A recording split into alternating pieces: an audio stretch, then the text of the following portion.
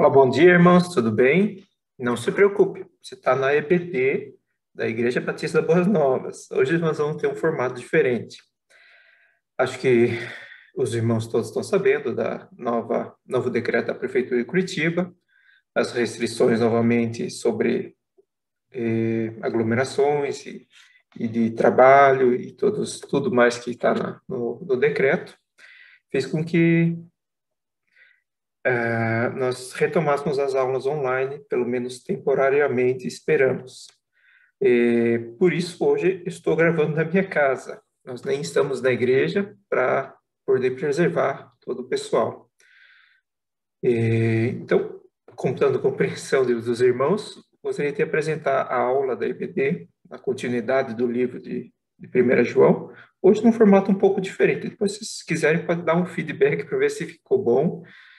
E se deu para acessar o conteúdo, e a imagem, o som e a compreensão do tema, que isso que é o mais importante.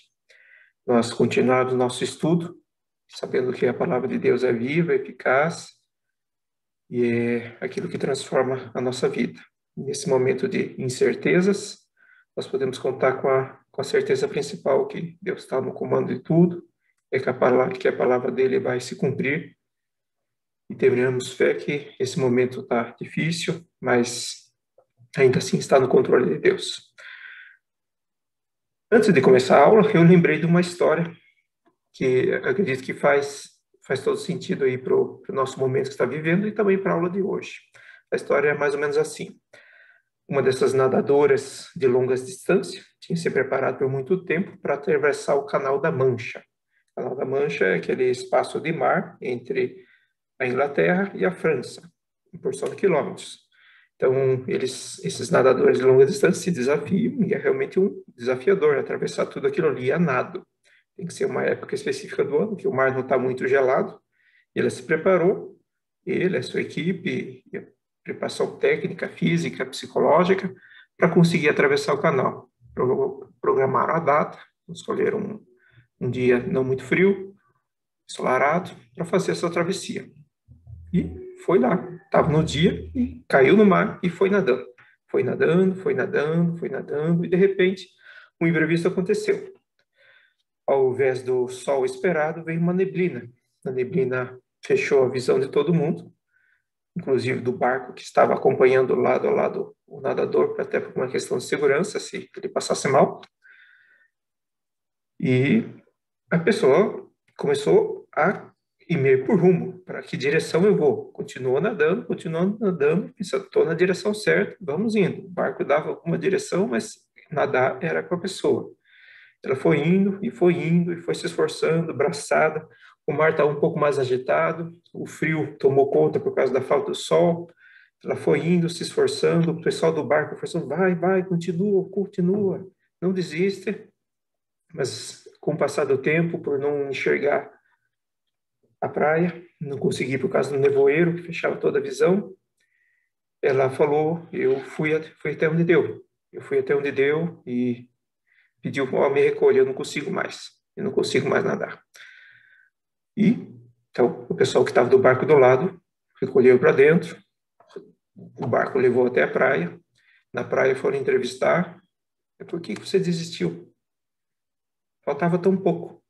Quando ela chegou à praia, ela descobriu: faltava 500 metros para chegar, de quilômetros que ela tinha percorrido, faltava 500 metros. E perguntaram: por que você desistiu? Eu estava tão pertinho. Ela falou: eu não conseguia ver o final. Eu não conseguia ver.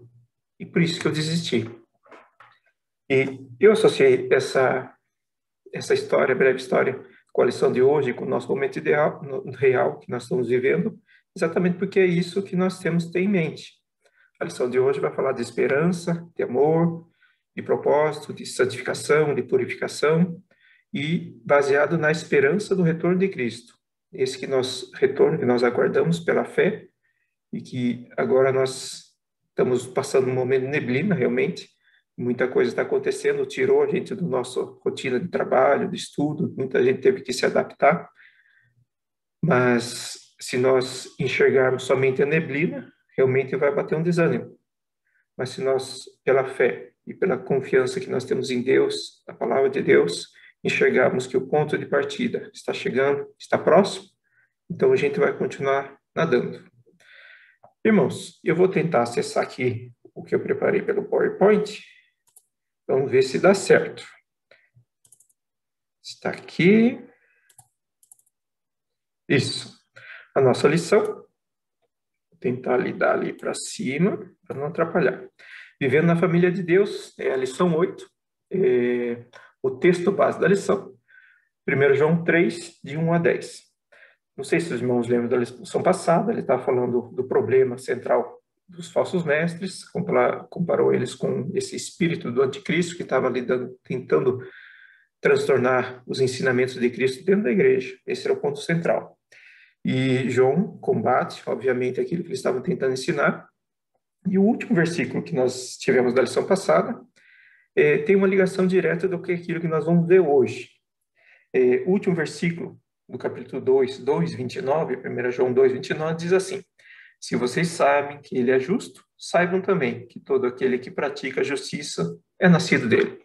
Ele estava comentando sobre a vida desses falsos mestres que não correspondiam à justiça. Uma vida totalmente fora dos princípios da lei de Deus, mas queriam colocar teologias diferentes dentro da igreja, dizendo que eles que tinham essa nova unção espiritual e queriam dizer que os ensinamentos dos apóstolos estavam errados. Mas a questão é, todo aquele que pratica a justiça é nascido dele, nascido de Deus. E esse é o ponto principal que eu queria ligar com a nossa lição de hoje. A lição diz, vivendo na família de Deus, e ele terminou falando que é nascido de Deus. Quando é que nós começamos a fazer parte da família de Deus? Nós somos no Evangelho de João, quando João fala sobre isso, falando lá, o verbo se fez carne, habitou entre nós, vimos sua glória como a glória do unigênito do Pai, cheio de graça e verdade. Mais para frente ele vai e diz sobre Jesus, ele veio para o que é o seu, mas os seus não receberam. E complementa, mas a todos os que o receberam, deu-lhes o poder de serem feitos filhos de Deus. Então, quando nós recebemos a Jesus, segundo o apóstolo João, nós entramos na família de Deus. E ele vai começar falando um grande privilégio. Esse é o primeiro tópico.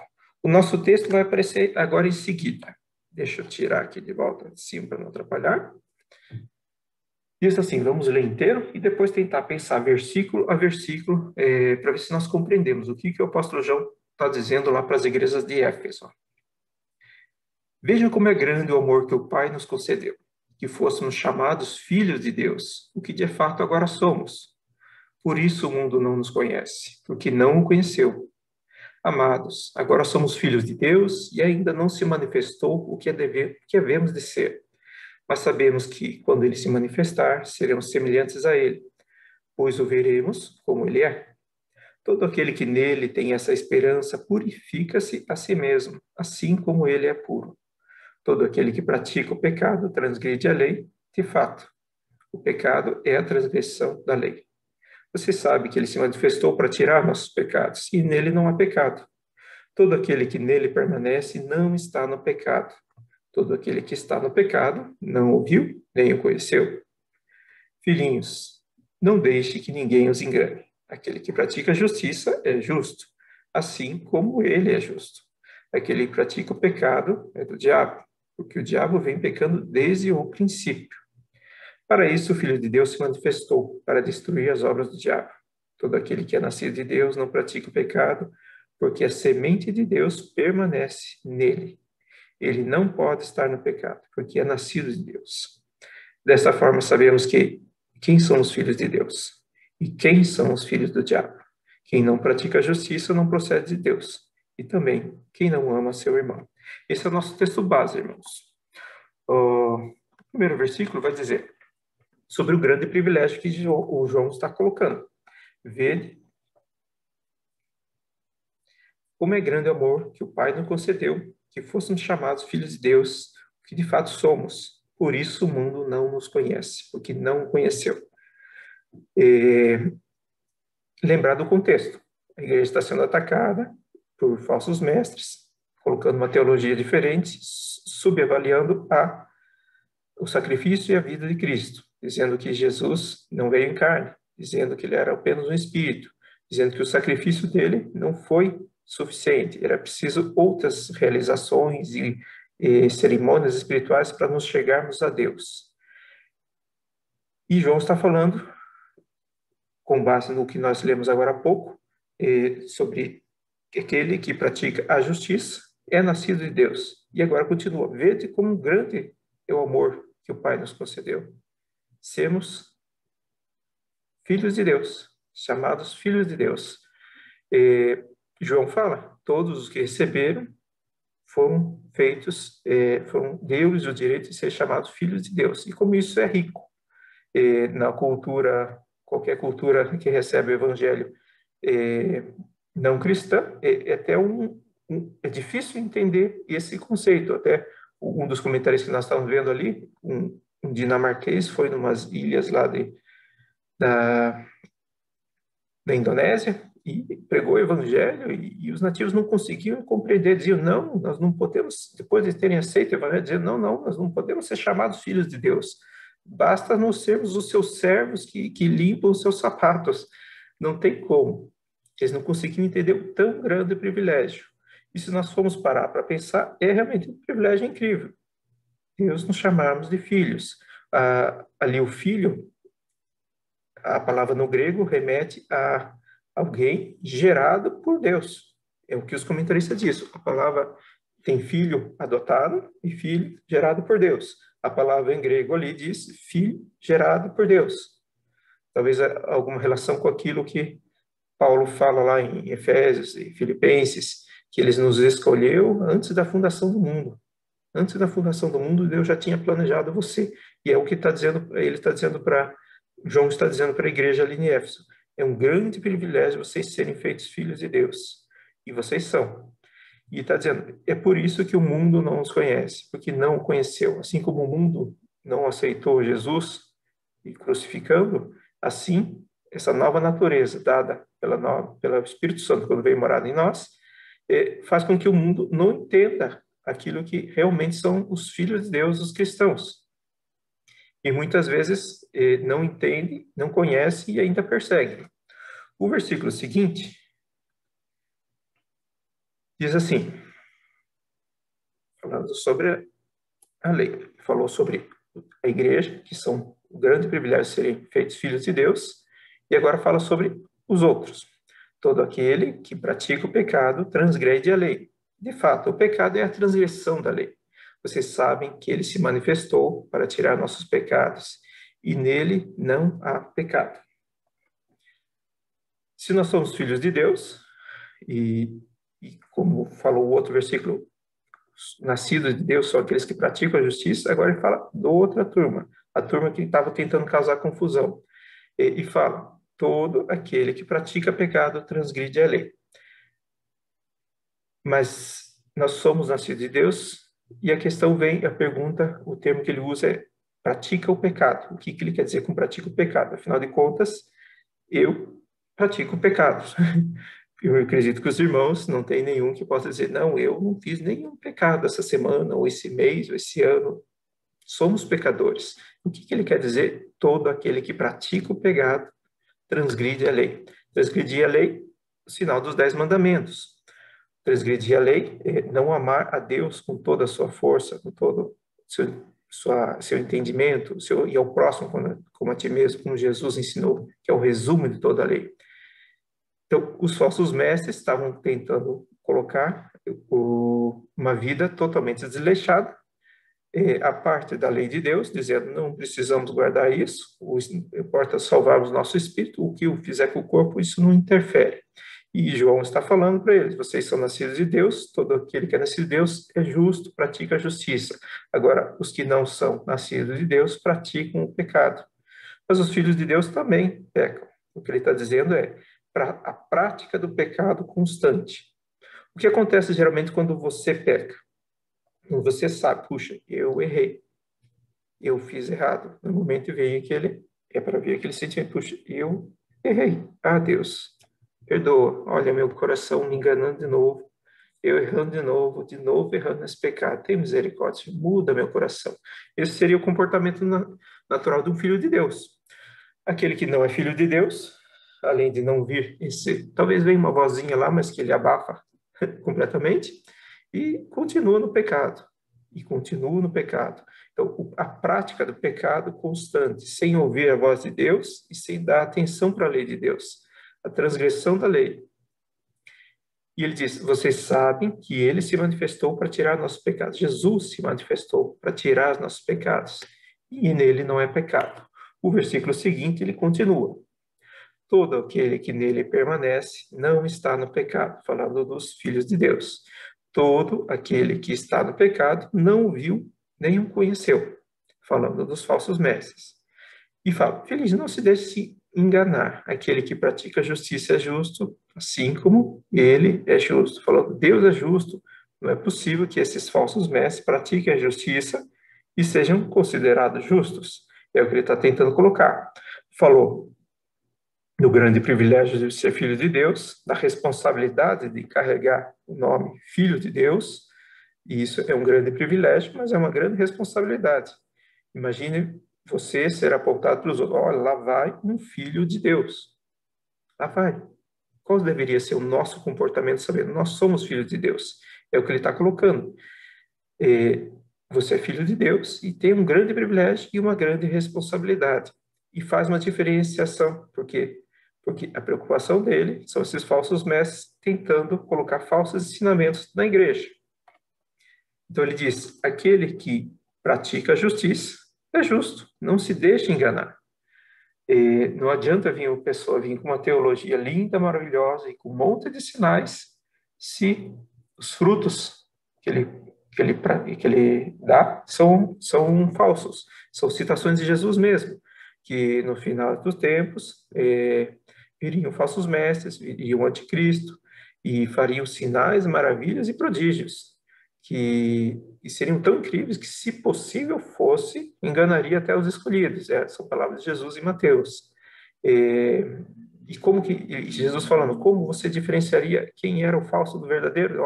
Pelos seus frutos os conhecereis, pelas suas obras, aquilo que ele faz realmente com a mão, não é só aquilo que ele está pregando. O versículo seguinte, desenvolvendo o raciocínio, continuando ali com a ideia, ele fala: aquele que pratica pecado é do diabo, porque o diabo vem pecando desde o princípio. Para isso, o Filho de Deus se manifestou para destruir as obras do diabo.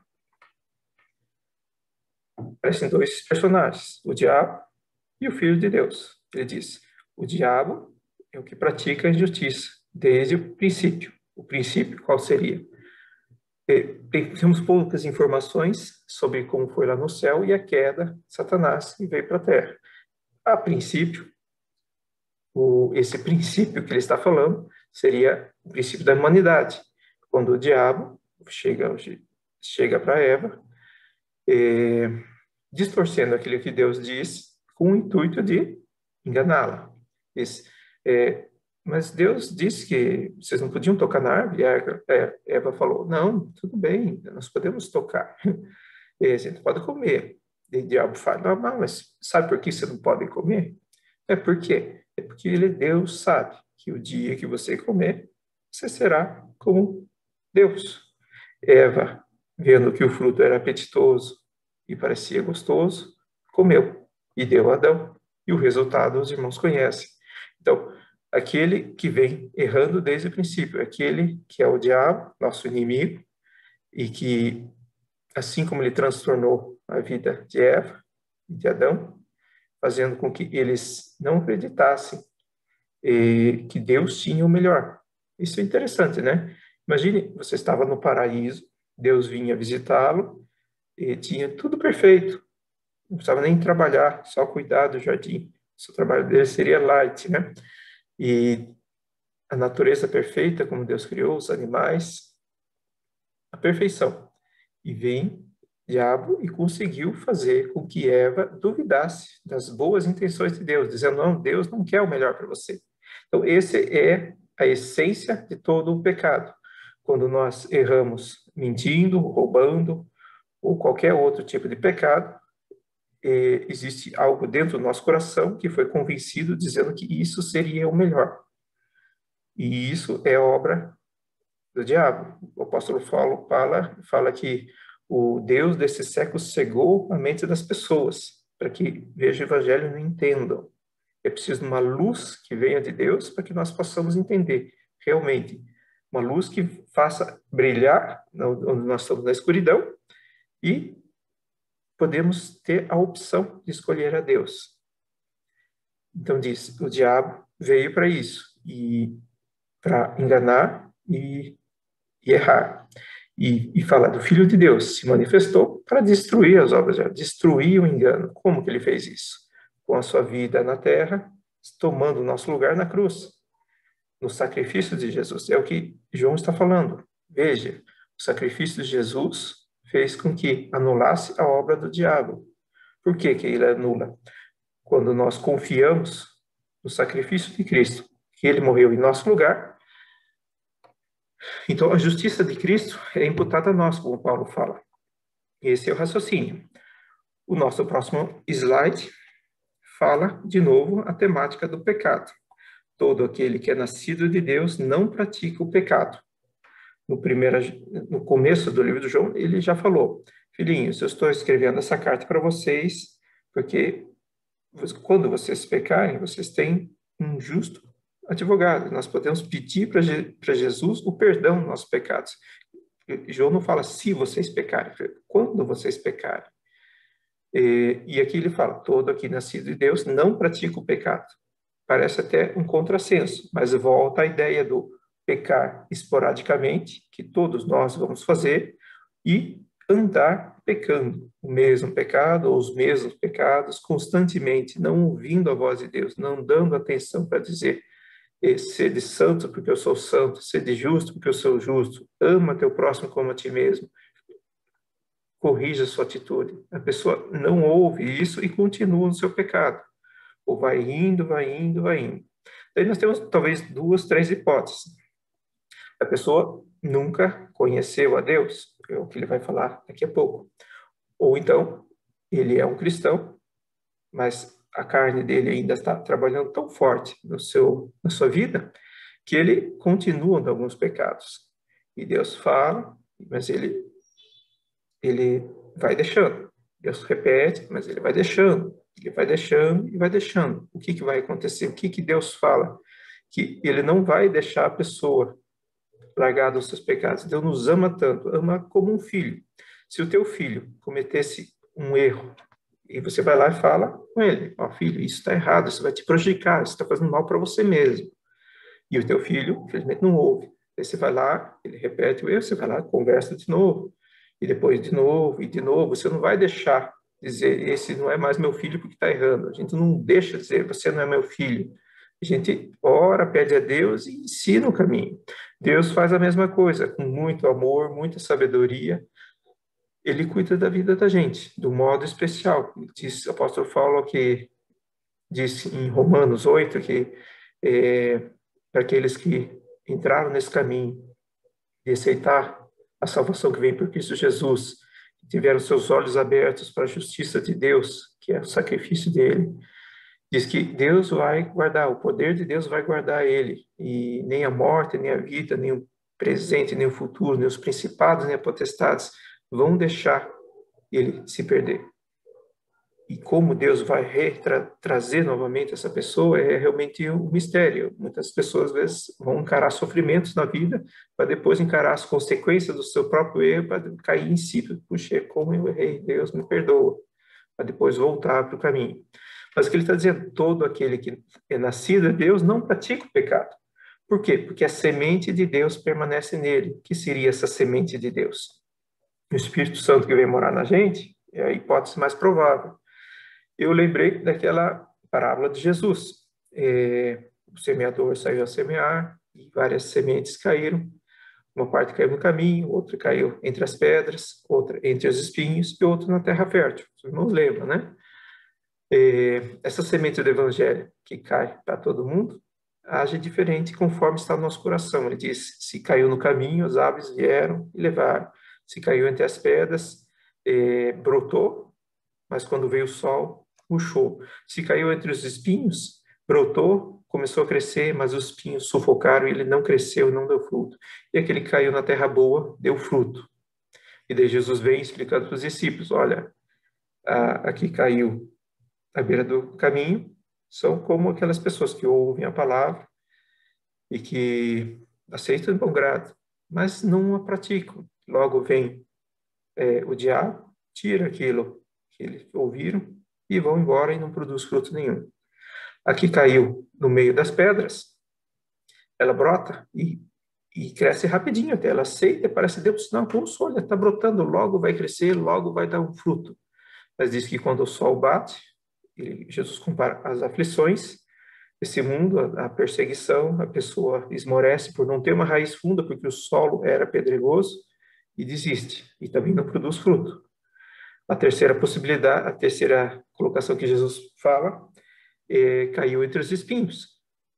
A semente do evangelho cresceu, caiu, a terra era boa, começou a crescer, mas os espinhos sufocaram tanto. E Jesus fala, os espinhos para essa pessoa são os cuidados desse mundo. Nós sempre temos tanta coisa, né? É trabalho, é estudo, é família, é projetos, é os nossos sonhos.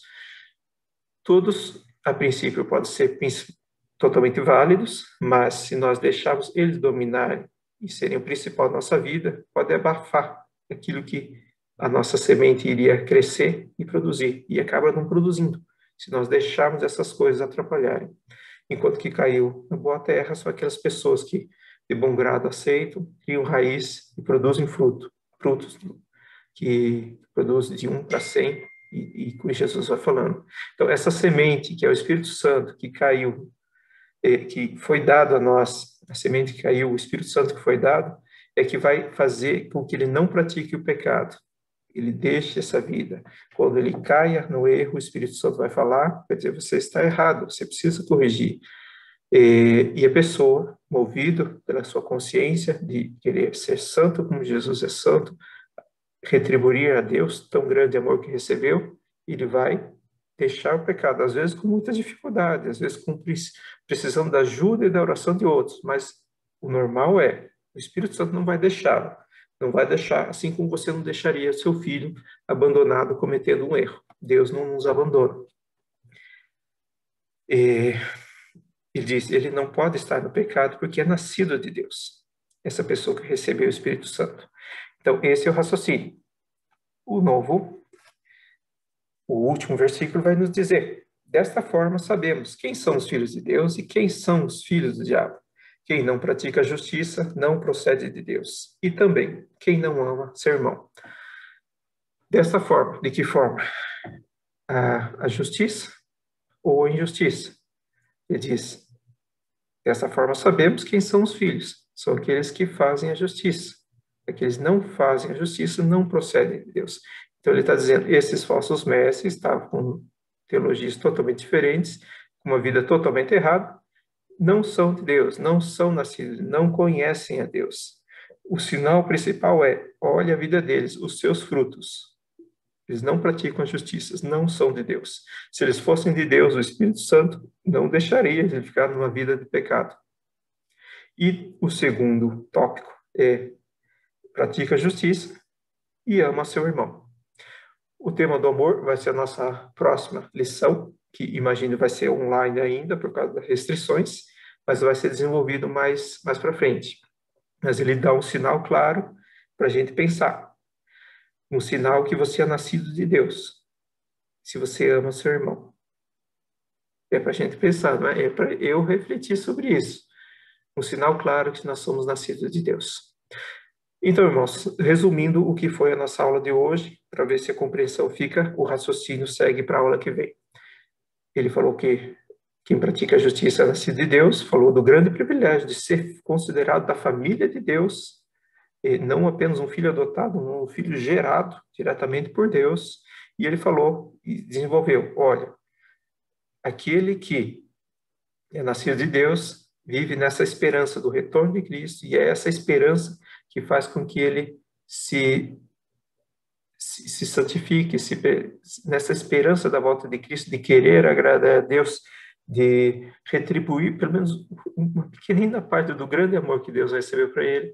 E o sinal é que a pessoa vai viver uma vida que agrada a Deus, ao contrário dos falsos mestres e daqueles pessoas que não conhecem a Deus, que às vezes estão na igreja, assim como o joio está no trigo.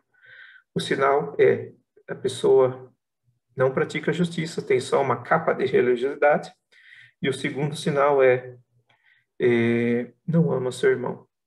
Quando, quando aperta mesmo a situação, ele mostra que ele ama realmente a si mesmo. E esse é um grande desafio para nós, desenvolvermos nosso amor, esse amor que cresce quando nós deixamos o Espírito Santo agir na nossa vida. Irmãos, esse é o nosso último versículo, a nossa aula terminou. Eu quis ser um pouco mais conciso para não sei bem como é que vai ser a aceitação dessa aula, mas eu espero que o Espírito Santo possa estar complementando o ensinamento. E nesses momentos de dificuldade, não sei bem como é que está sendo a sua semana, se foi difícil, ou se essa semana vai ser ainda pior. Alguns dos irmãos talvez trabalhem por conta e vão sentir falta dessa semana de trabalho, porque não vão poder trabalhar. Então, no final do mês, isso acaba pesando financeiramente, ou talvez algum medo de ser dispensado do trabalho. Tudo isso nós, nesse momento, estamos possíveis de suceder, né? Mas é o momento da nossa fé estar sendo testada, né? Vamos confiar em Deus, vamos entregar para Deus. Deus tem o controle de tudo. E assim como ele abriu o Mar Vermelho e conduziu o povo no deserto, e em tantas outras situações na Bíblia, onde parecia tudo perdido, e depois a gente olha para trás e pensa, não, Deus estava manobrando tudo, estava tudo na mão de Deus. Esse momento não é diferente. Vamos orar então e encerrar nossa lição? Senhor Deus, agradecemos pela Tua palavra, pela consolação do Teu Espírito Santo, que o Senhor mandou para viver conosco. Pedimos, Senhor, sabedoria nesse momento, para que possamos não apenas enfrentar esse momento de dificuldade, mas também brilhar como filhos de Deus, que possamos cada vez mais ser parecidos com Cristo. Que esse momento de dificuldade, que é para todos, possa fazer com que abram-se as oportunidades de nós testemunharmos de Ti. Nos ajuda a desenvolver nossa confiança em Ti e abençoa os nossos irmãos, nos dá o entendimento de também, como igreja e como irmãos, nos ajudarmos uns aos outros nesse momento de dificuldade, e se por acaso algum irmão estiver passando uma necessidade maior. Confiamos em Ti, sabemos que está tudo em Tuas mãos. Oramos em nome de Jesus. Amém.